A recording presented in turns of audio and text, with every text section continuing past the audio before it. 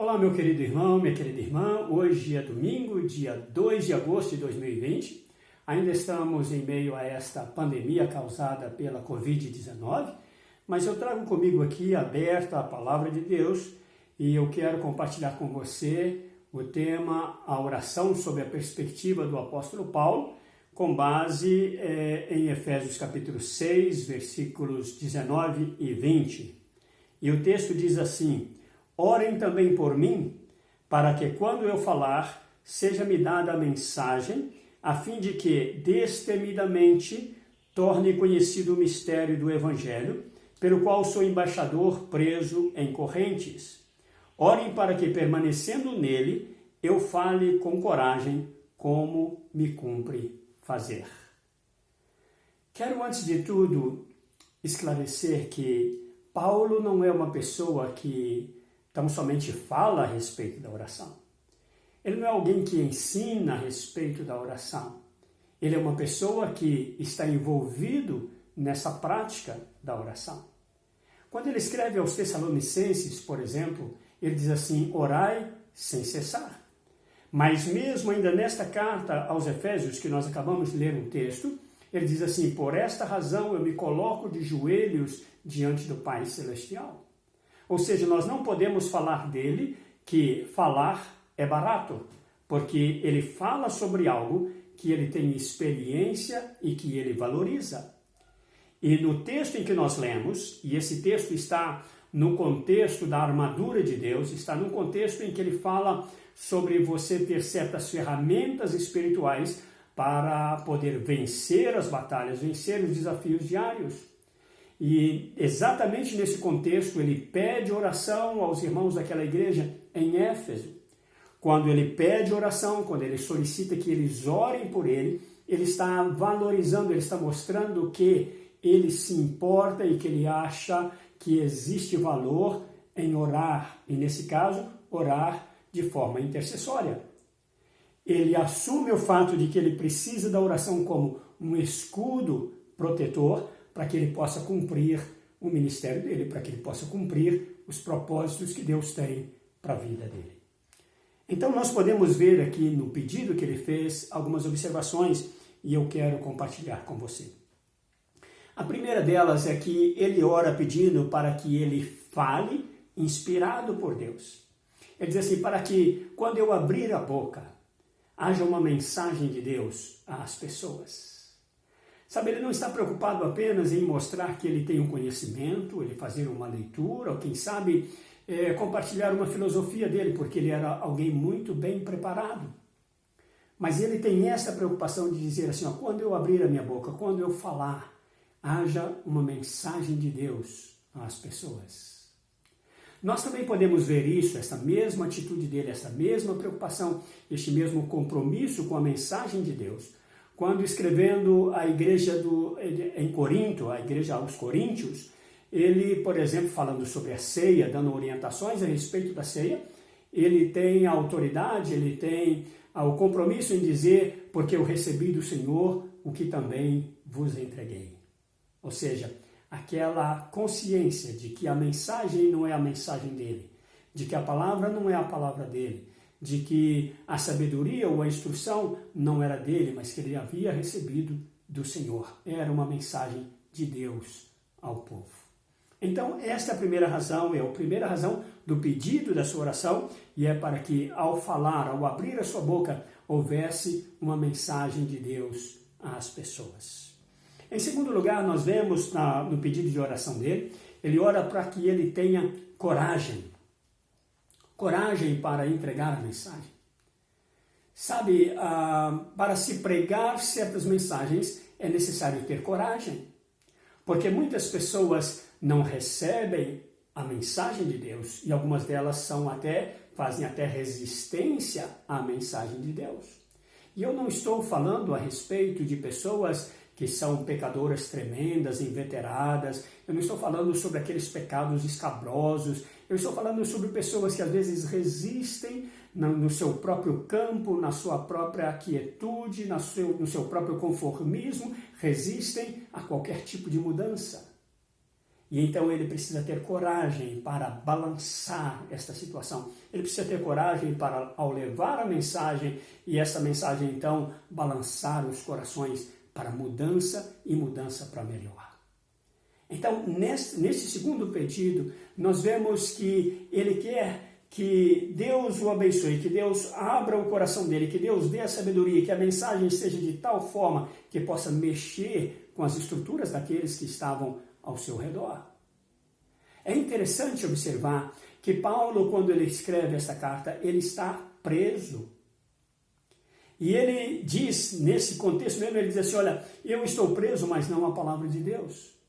E ele precisa de coragem para poder enfrentar. Ele recebia os soldados que estavam ali tomando conta deles, que estavam vigiando, e ele então pregava essa palavra, e então ele falava a mensagem de Deus a essas pessoas, e ele então precisava de coragem. Mas também há uma terceira razão, porque ele pede oração. E esta razão é para que ele pudesse ser um agente revelador da mensagem. Não apenas ter a mensagem de Deus, não apenas ter a coragem para entregar a mensagem de Deus, mas ser alguém que é uma espécie de revelação desta mensagem. Em outro texto ele diz assim, nós somos a carta de Cristo.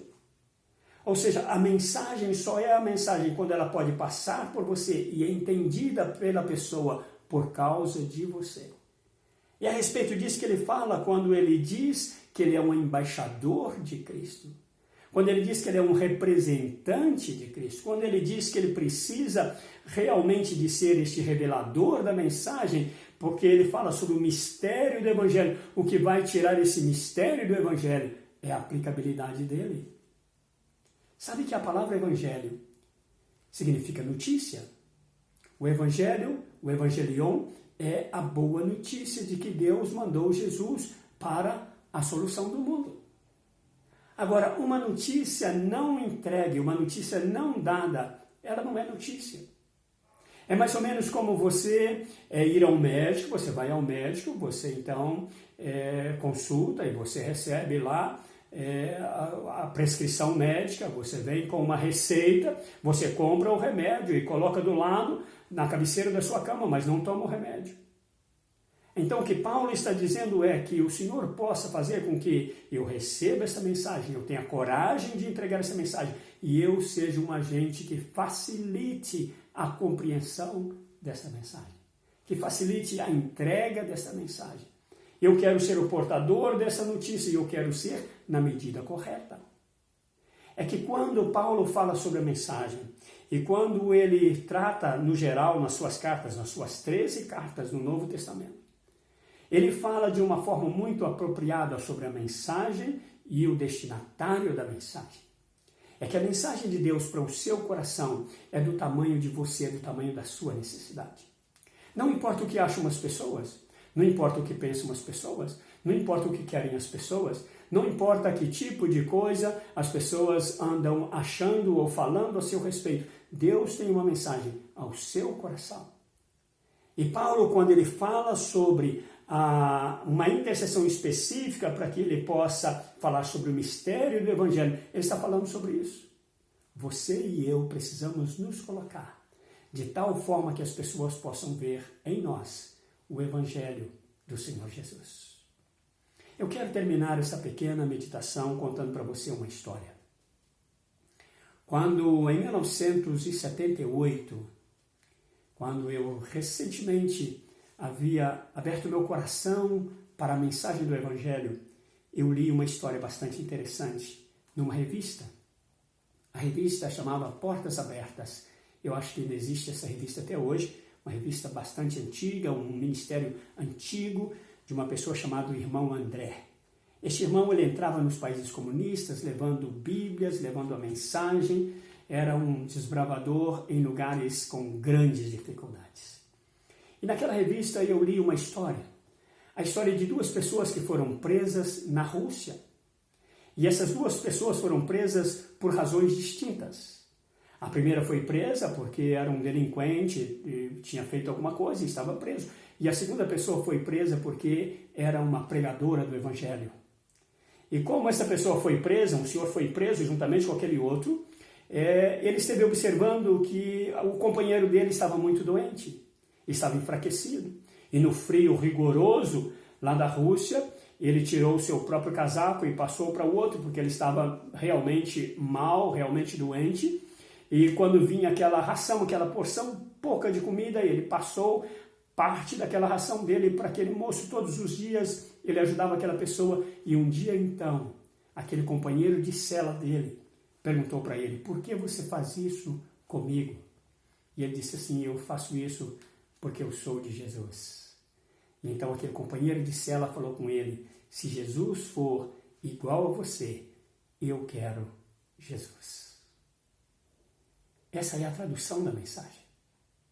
Essa é a forma em que o apóstolo Paulo está interessado e fala com aqueles irmãos que orem por ele, e esta é a razão por que nós precisamos orar. Orar não por coisas aleatórias, orar não por coisas inatingíveis, por coisas bobas, mas orar para que sejamos eficientes no nosso dia a dia, para que nossa vida seja uma mensagem ao nosso semelhante. Para que o Evangelho de Jesus esteja na minha, na sua vida, para que a nossa oração ela tenha esta aplicabilidade. Você possa orar e possa dizer: esta é a mensagem do Senhor ao mundo. Aquilo que o Senhor tem feito na minha própria vida. Eu quero orar com você antes de terminar. E quero deixar com você um desafio. Nós estamos em tempos que são considerados difíceis, mas também são tempos muito especiais. Nós estamos vivendo momentos muito especiais em que você pode tomar decisões, em que você pode recomeçar, em que você pode reestruturar-se, em que você pode realmente dizer: eu quero fazer a diferença. Quando Paulo diz orai sem cessar, quando ele pede oração, ele está falando sobre algo que ele experimentou e que funciona.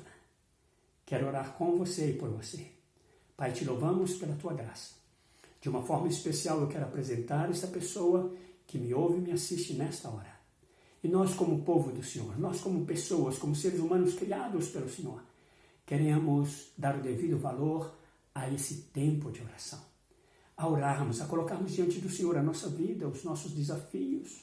E também nos colocarmos como pessoas proativas, não como alguém que cruza os braços e fica esperando, porque o Senhor nos criou e o Senhor nos impulsionou para que nós pudéssemos continuar a obra que o Senhor começou. Ajuda-nos a entender, Senhor.